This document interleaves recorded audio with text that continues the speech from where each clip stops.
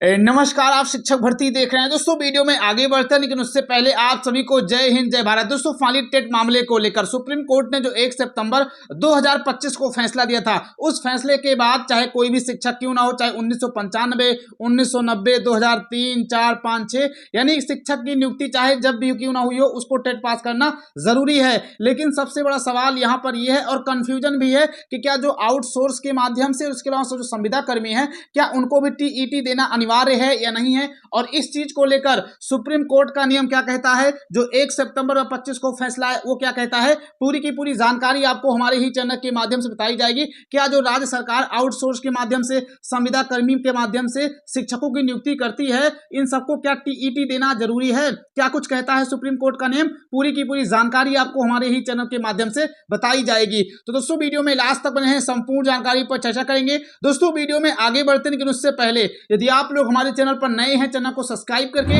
Notification bell on जरूर कर लें, क्योंकि हमारे चैनल के माध्यम से भविष्य में टीईटी मामले को लेकर चाहे सुप्रीम कोर्ट के द्वारा या देश के 28 राज्यों में कहीं से भी कोई नोटिस जारी होगा, तुरंत और सबसे पहले आपको हमारे ही चैनल के माध्यम से बताया जाएगा। और इसके अलावा सुप्रीम कोर्ट में पुनर्विचार याचिका की सुनवाई होने वाली है, तो इस सुनवाई की तारीख सुप्रीम कोर्ट के द्वारा जैसे आएगी, तुरंत और सबसे पहले जानकारी हमारे ही चैनल के माध्यम से बताई जाएगी। तो चैनल को सब्सक्राइब करके नोटिफिकेशन बेल ऑन जरूर कर लें। अब चलते हैं, सारी जानकारी वन बाय वन करके अच्छे तरीके से बताते हैं। जैसा कि दोस्तों आप लोगों को पहले से ही विदित है कि सुप्रीम कोर्ट ने 1 सितंबर 2025 के फैसले में यह कह दिया है कि सभी शिक्षकों को टीईटी पास करना जरूरी है, चाहे जिनकी नियुक्ति चाहे जब हुई हो। 2 साल के अंदर को टीईटी पास नहीं करते हैं तो फाइनली उनको उनकी नौकरी से बर्खास्त कर दिया जाएगा। यह सुप्रीम कोर्ट के 1 सितंबर 2025 का फैसला है, यानी सुप्रीम कोर्ट ने यहां पर किसी को भी नहीं बख्शा है। तो अगर आपकी नियुक्ति आउटसोर्स के माध्यम से हुई हो, संविदा कर्मी के माध्यम से हुई हो, या आपकी नियुक्ति किसी भी विषय में हुई हो,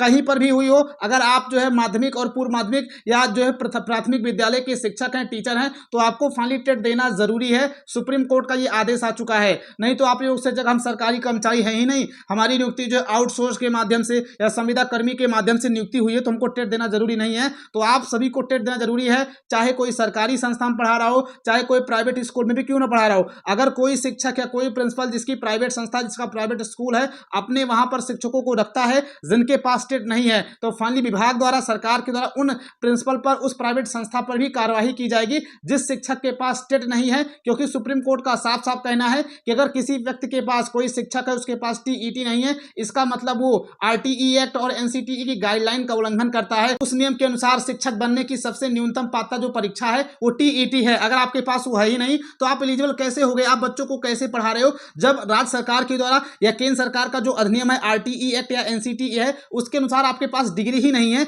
अहर्ता परीक्षा ही नहीं है, तो आप कैसे अपने आप को योग्य मान लिए जब सरकार ने आपको जांचा ही नहीं।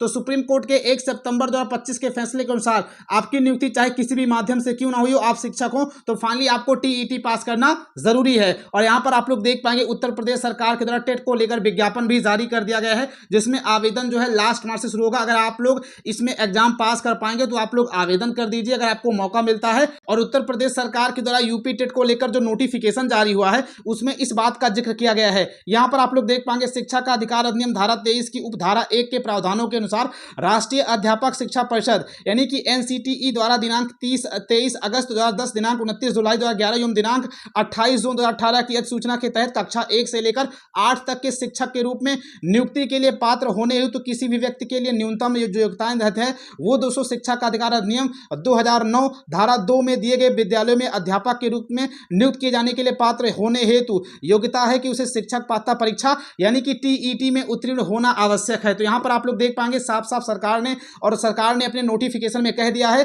कि ऐसा व्यक्ति जो कक्षा 1 से लेकर 8 तक पढ़ाता है, यहां पर देख पाएंगे लिखा गया है कक्षा 1 से लेकर 8 तक के शिक्षक के रूप में नियुक्त हैं, उनको पात्र होने के लिए फाइनली शिक्षक पात्रता परीक्षा यानी टीईटी में उत्तीर्ण होना आवश्यक है। आप लोग यहां पर देख पाएंगे जिसका आयोजन एनसीईटी द्वारा बनाए गए मार्गदर्शी सिद्धांतों के अनुसार सरकार द्वारा किया जाएगा। और NCTE द्वारा दिनांक 11 फरवरी 2011 को शिक्षक पात्रता परीक्षा संपादित कराए जाने हेतु भी जारी किए गए थे। तो दोस्तों यहाँ पर आप लोग देख पाएंगे फाइनली उत्तर प्रदेश सरकार ने जो यूपी टेट का विज्ञापन जारी किया, उसके विज्ञापन में भी इस बात का जिक्र कर दिया गया है कि जो लोग 1 से लेकर 8 तक पढ़ाना चाहते हैं तो फाइनली उनको TET देना जरूरी है। तो फाइनली दोस्तों यहाँ पर मैंने आप सभी को पूरी जानकारी बता दी है। इसके अलावा आपके मन में कोई भी डाउट हो, कोई भी संशय हो तो आप लोग कमेंट के माध्यम से पूछ सकते हैं, हम आपके हर एक कमेंट का रिप्लाई करते हैं। बाकी अगर आप लोग हमारे चैनल पर नए हैं, चैनल को सब्सक्राइब करके नोटिफिकेशन बेल ऑन जरूर कर लें। मिलते हैं फिर किसी नए वीडियो में। जय हिंद, जय भारत,